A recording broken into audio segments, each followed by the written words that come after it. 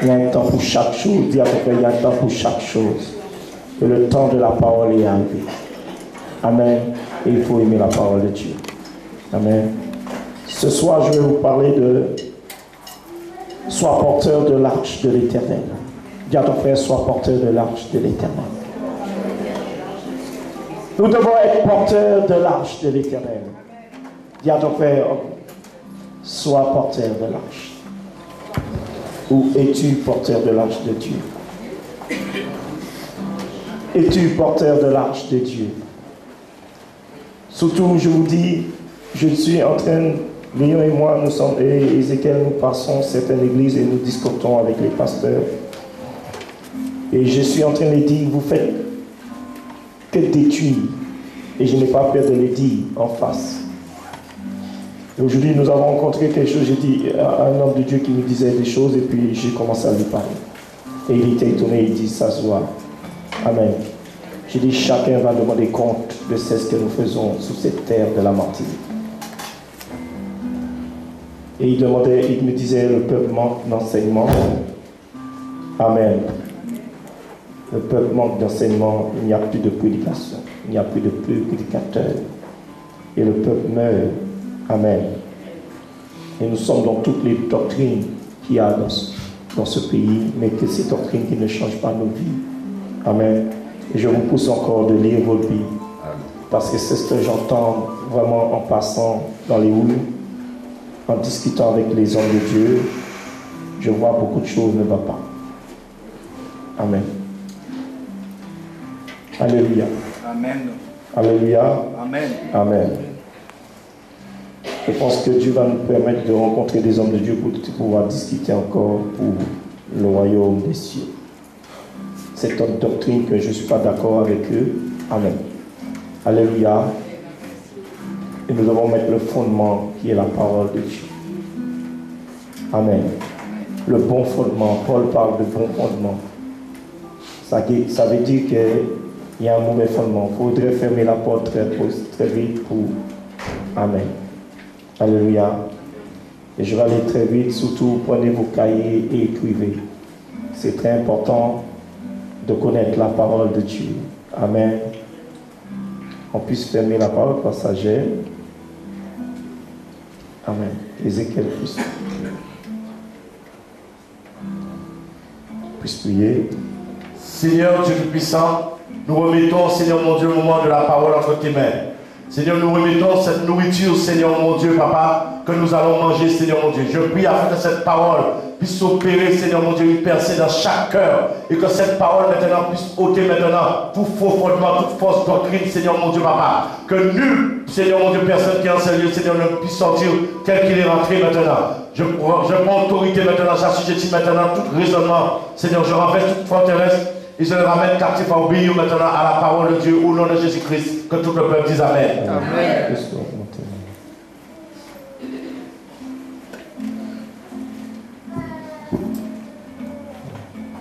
Alléluia. Il faut aimer la semaine parce que la semaine nous grandissons. C'est vrai, les dimanches nous prêchons, mais la semaine nous allons plutôt enseigner. Bon, Dieu va conduire, peut-être je peux enseigner, commencer la prêche. Amen. Nous allons laisser le Saint-Esprit, c'est lui seul qui connaît toutes choses. Et sans lui, nous ne sommes rien. C'est lui qui enseigne toutes choses. Amen. C'est ce que nous ne connaissons pas, celui qui nous enseigne.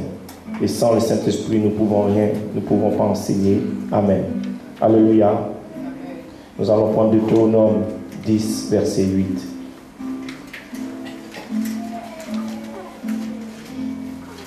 Vous savez, la présence de Dieu doit être en chacun de nous. Dieu doit demeurer en chacun de nous. Tu dois porter l'arche de Dieu. Et cette arche doit habiter en toi tous les jours de ta vie. Et là, tu auras la victoire. Là, tu auras du succès dans ta vie. Sans l'arche, jamais tu auras la victoire dans ta vie. Amen. 8. Deutéronome chapitre 10, verset 8. Je lis la parole de Dieu. En ce temps-là, l'Éternel sépara la tribu de Lévi. En ce temps-là, l'Éternel sépara la tribu de Lévi. Il y avait quelque chose. Il y a eu 12 tribus. En sortant de l'Égypte. Quand le peuple est sorti de l'Égypte, il y a eu 12 tribus. Mais je vais rester sur la tribu de Lévi. Dieu va les séparer parmi les 11 tribus. C'est quoi pourquoi les tribus de Lévi? Dieu va les séparer. Pourquoi les tribus de Lévi? Nous allons voir les tribus de Lévi. Dis à ton frère, tu vas voir que c'est quoi les tribus de Lévi. Peut-être tu le sais, mais je te le dis encore. Amen. Amen. Nous sommes une tribu choisie par Dieu. Dis à ton frère, tu es la tribu de Lévi. Qui a été mise à part, séparée parmi toutes les tribus. Et cette tribu devait servir l'Éternel Dieu. Amen. Verset 8. En ce temps-là, l'Éternel sépara la tribu de Lévi. Dis à ton frère, l'Éternel t'a séparé. Dis, Dieu t'a séparé. Dis, Dieu t'a séparé. Parmi toutes les tribus, Dieu t'a séparé. Continue. Et lui ordonna de porter l'arche de l'alliance de Voici la tribu de Lévi. C'est la tribu de Lévi que Dieu va lui ordonner de porter l'arche. Ce n'est pas tout le monde que Dieu met l'arche en lui. Ce n'est pas tout le monde qui porte l'arche. Ce n'est pas tout le monde qui porte l'arche. Et voici la différence entre celui qui porte l'arche, entre celui qui a choisi Dieu. Dieu choisit les personnes qui vont porter l'arche. N'importe qui ne peut pas porter l'arche. Et ça, pour porter l'arche, il y a une façon de vivre. Amen. Dis à ton frère, il y a une façon de vivre. C'est pour cela que le monde n'est pas bougé. Et c'est pour cela que le monde ne bouge pas. Donne-moi un autre micro. Mon micro est en panne. Alléluia. C'est mon micro ou c'est ton micro? Alléluia. Laisse.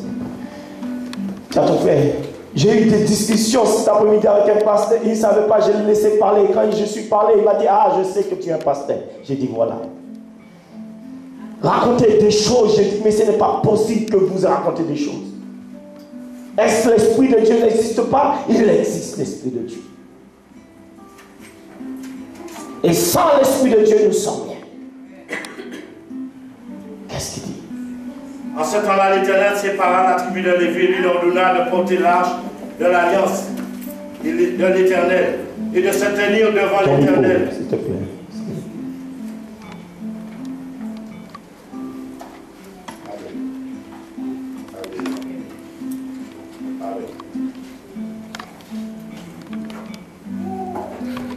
Gloire à Dieu.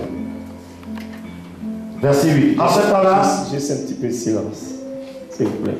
Juste un petit peu de silence. Quand il y a le Saint-Esprit, je demande juste un peu de silence. Verset 8. En ce temps-là, l'Éternel sépara la tribu de Lévi et lui ordonna de porter l'arche de l'alliance de l'Éternel, de se tenir devant l'Éternel. Il ordonna de porter l'arche de l'alliance de l'Éternel. Et de se tenir devant l'Éternel. Voici ces personnes qui devaient se tenir devant l'Éternel. Qui devait se tenir devant l'Éternel?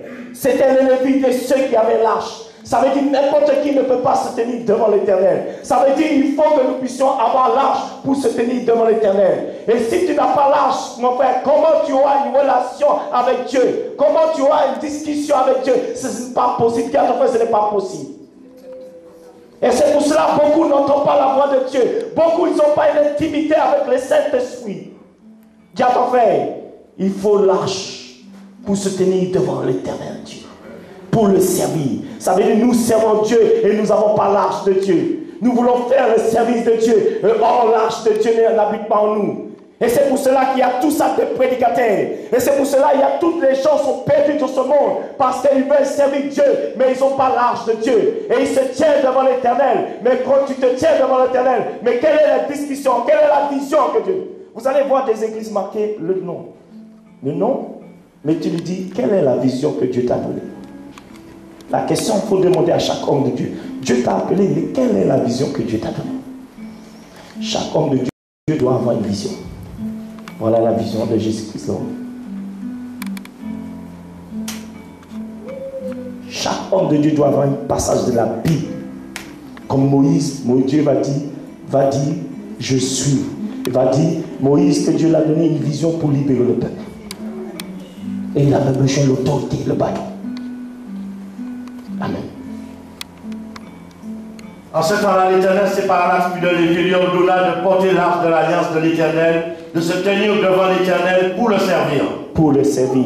c'est quand on lâche. Dieu met lâche en nous. Pourquoi? Pour le servir. Ça veut dire quiconque a l'âge de Dieu, il ne peut pas dire je ne peux pas servir Dieu et je ne veux pas servir Dieu. Si tu as l'âge de Dieu, mon frère, il dit c'est pour se tenir devant Dieu. Ça veut dire c'est pour aller chercher Dieu afin que le peuple soit béni, mon frère. Tu ne peux pas dire j'ai l'âge et je ne sers pas Dieu. Ce n'est pas possible. Dis à ton frère, ce n'est pas possible. Quand on a l'âge de Dieu, la Bible nous dit qu'on se tient devant l'Éternel pour le servir.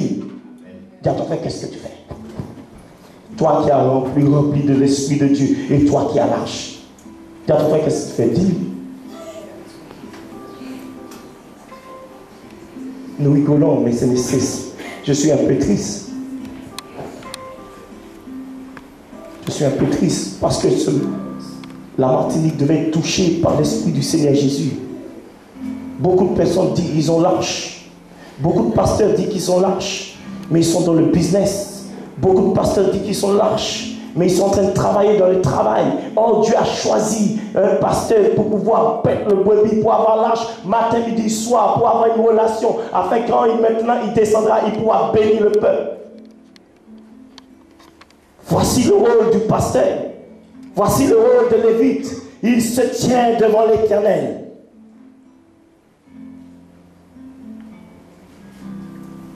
Continue. De se tenir devant l'Éternel pour le servir et de bénir le peuple. Voilà.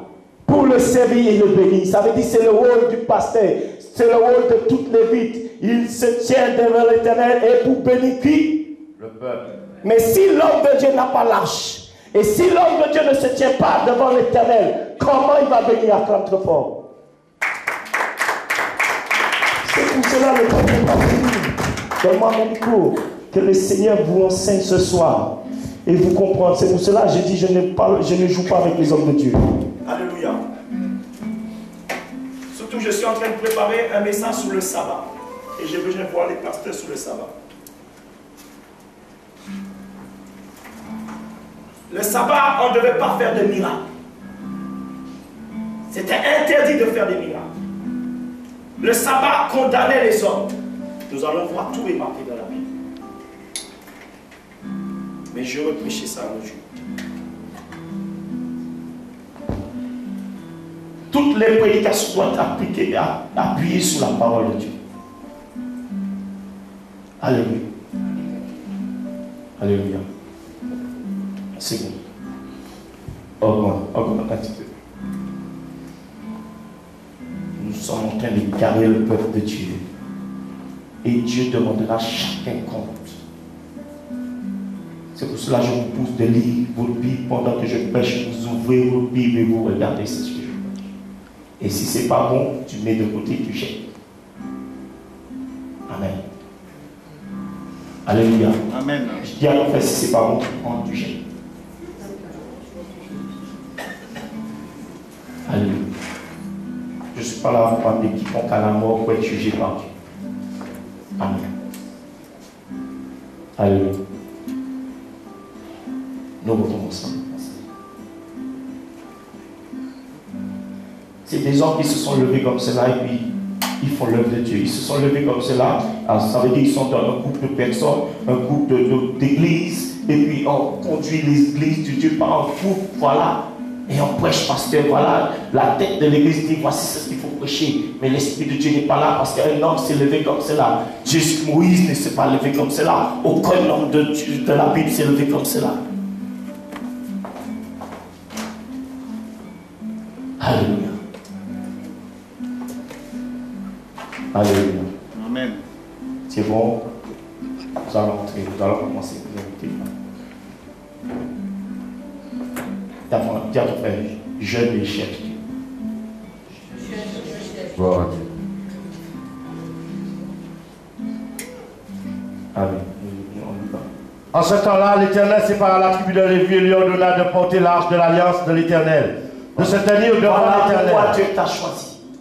Voilà pourquoi Dieu t'a séparé de tous les autres peuples, afin que tu puisses porter maintenant l'arche. Et cette tâche, maintenant, tu dois venir devant l'Éternel. Et maintenant, tu dois maintenant, la Bible dit que maintenant, c'est pour maintenant avoir une discussion, une relation. Et maintenant, quand tu vas avoir maintenant les directives de l'Éternel, maintenant, parce que tu as les directives de l'Éternel, tu pourras maintenant communiquer le peuple les directives de l'Éternel. Amen. Ça veut dire, si je n'ai pas de relation avec Dieu, comment je peux vous diriger? Et comment je peux vous bénir? Ce n'est pas possible. Il faut avoir une relation avec Dieu pour pouvoir vous bénir. Amen. Amen. C'est ça le rôle du pasteur. Ça veut dire chaque brebis qui est dans cette église doit être béni. Amen. Toute personne doit être bénie. Le pasteur doit avoir tous ses âmes bénies. Amen. Amen.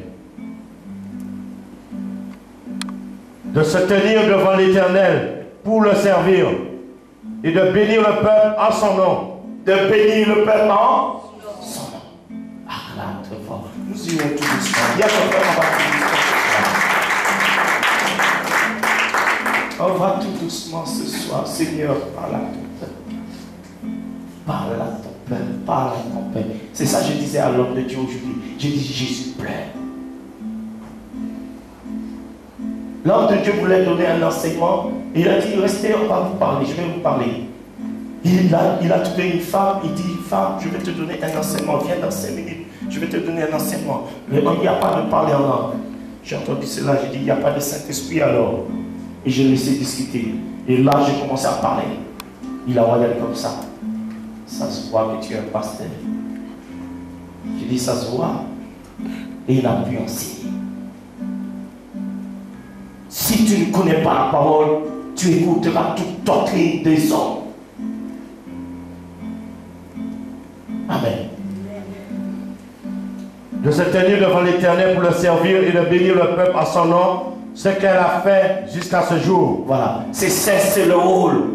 C'est le rôle de chaque personne qui a l'âge de Dieu. Il doit bénir son frère, non maudit. Nous voyons des pasteurs qui se tiennent devant l'Éternel et qui maudissent le peuple de Dieu. Non, mon frère, si tu te tiens devant l'Éternel, c'est pour bénir le peuple. La Bible nous dit c'est pour bénir le peuple de Dieu.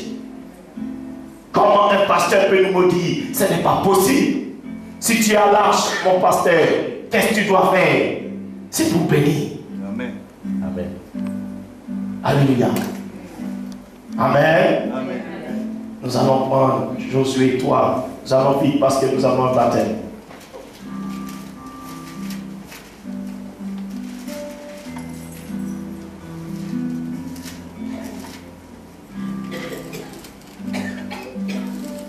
Verset 5 à 7. Josué chapitre 3 à partir du verset 5.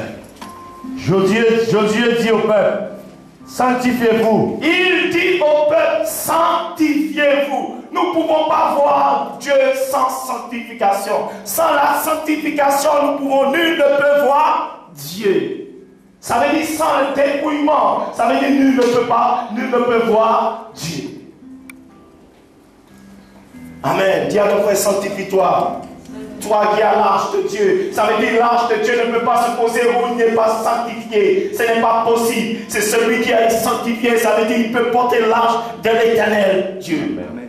Ça veut dire si tu ne sanctifies pas, c'est pour cela que beaucoup de chrétiens sont dans l'erreur. Beaucoup de chrétiens sont malades. Beaucoup de chrétiens ils marchent errants dans ce monde perdu. La Bible dit sans la sanctification, sans la sanctification, nul ne peut voir Dieu. Ça veut dire personne. Ça veut dire quiconque qui ne sanctifie pas, il ne peut pas dire qu'il voit Dieu. Ce n'est pas possible. Il y a un frère, as-tu vu Dieu?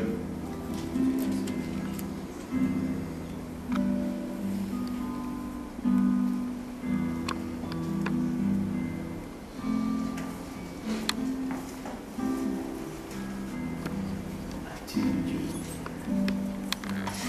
As-tu vu Dieu? Dans ton péché, as-tu vu Dieu?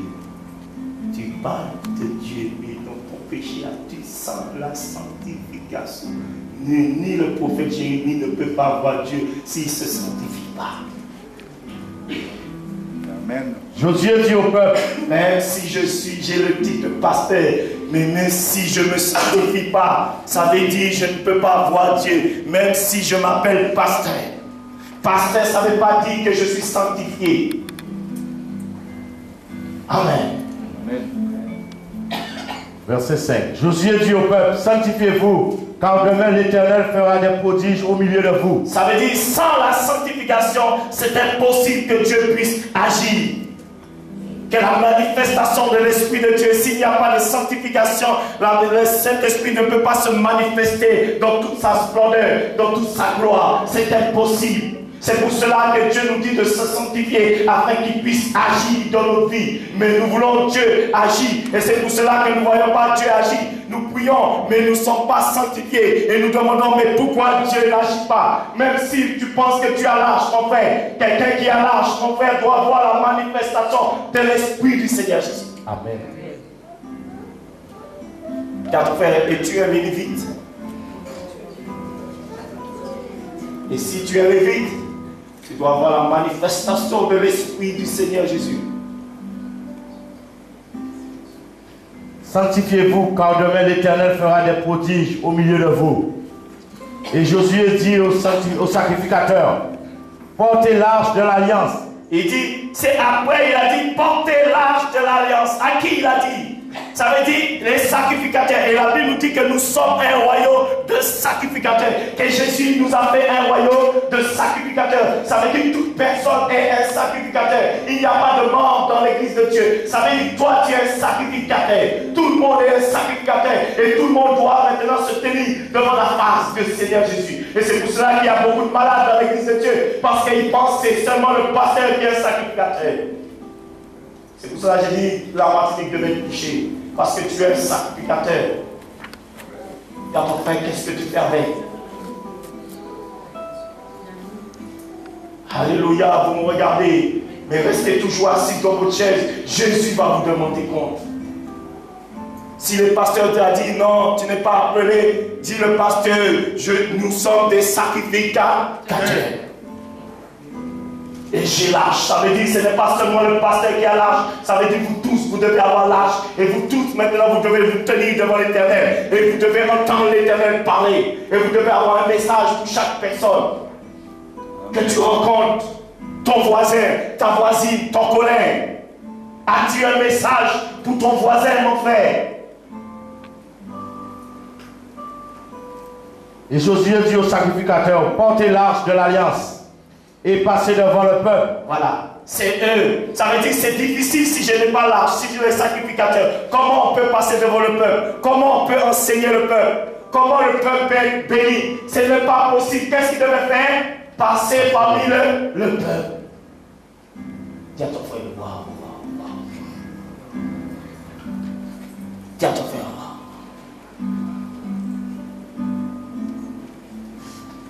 Mais si maintenant je me sanctifie, si je ne suis pas un sacrificateur, je peux passer parmi le peuple, je peux prier pour toi, qu'est-ce qui va se passer? Rien, la malédiction. Dis à ton frère ça.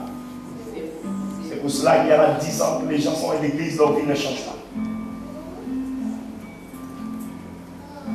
Je défends quelqu'un qui est dans cette église, que sa vie reste. Si ta vie reste pareille, viens me voir. Je dis à ton frère, si ta vie reste pareille, si tu es ici, et tu écoutes la parole, tu ne l'as pas appliquée. Tu l'as appliqué et ça ne marche pas, viens me voir. Et je demanderai pardon à Dieu.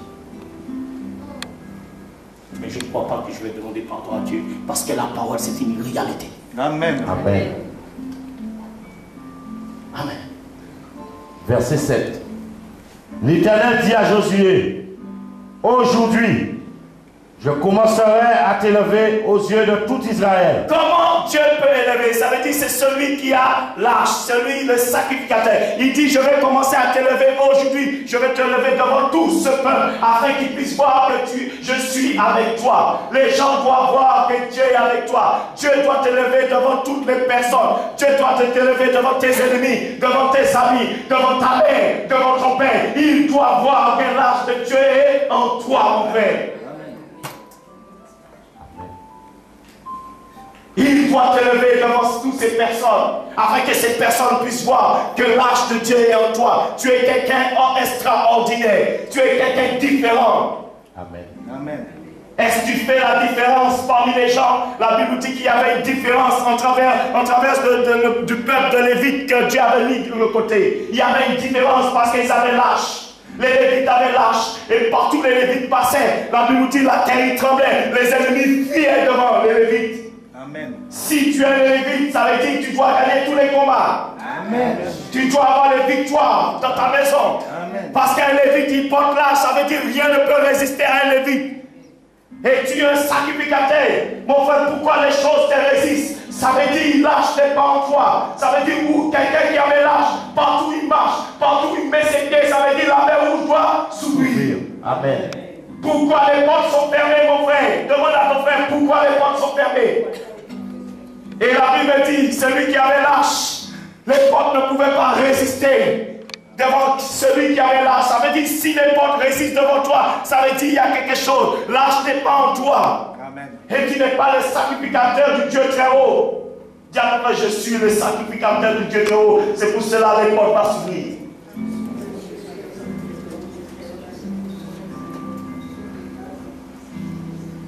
Nous pouvons le dire, mais c'est une réalité à Dieu. Ézéchiel dit, c'est une réalité. C'est une réalité. Amen. En vérité, en vérité. Amen. L'Éternel dit à Josué, verset 7, aujourd'hui, je commencerai à t'élever aux yeux de tout Israël. Aujourd'hui, je commencerai à t'élever devant tout le peuple d'Israël. Personne ne pouvait comprendre que Dieu allait m'élever. Parmi tout un peuple, je suis sorti le seul. Et le pasteur même était étonné d'entendre c'est ce que Dieu faisait avec moi. Sous celui qui misait, ils ne sont pas sortis aucun. Amen. Amen. Alléluia. Amen. Et nous allons continuer Josué 6 versets, nous allons passer au verset 16. Tout simplement, et après nous allons passer de 20 à 13. 20 à 23. 16. Les eaux qui descendent d'en haut s'arrêtèrent et s'élevèrent en un monceau. 15, tu recommences à 15. Josué 3,15. Quand les sacrificateurs qui portaient l'arche furent arrivés au Jourdain, à partir du verset 13. Et dès que les sacrificateurs qui portent l'arche de l'Éternel, le Seigneur de toute la terre poseront la plante des pieds. Dès que les sacrificateurs qui portaient l'arche de l'Éternel et le Seigneur de toute la terre posaient la plante de ses pieds, la Bible dit les eaux s'écartaient. Ça veut dire, mon frère, quand tu portes l'arche, la Bible dit où tu mets ou foules tes pieds, ça veut dire tu prends possession. Ça veut dire rien ne peut résister. Ça veut dire tu as Dieu en toi et partout que tu marches, rien ne peut résister. Alors dis à ton frère, prends possession. Et bien pour prendre possession, il faut que l'arche soit en toi.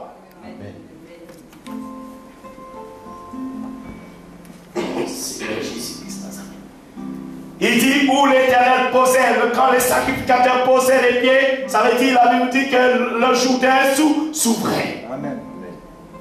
L'Éternel a posé ses pieds, l'Éternel de toute la terre.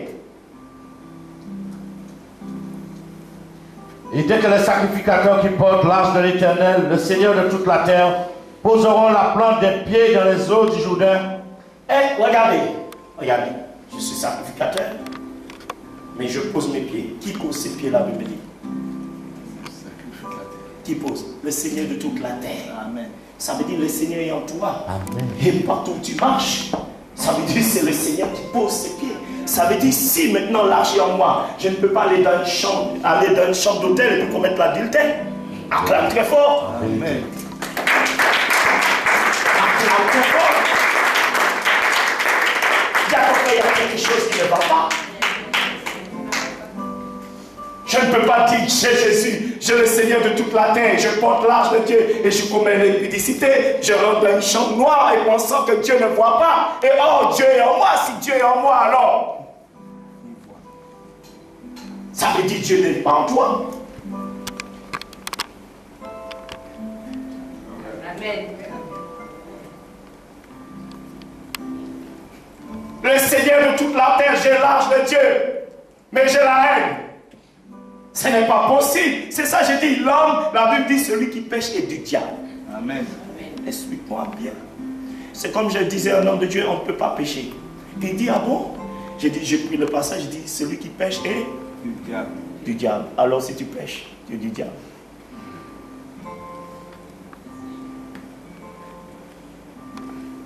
Puisque nous sommes des sacrificateurs.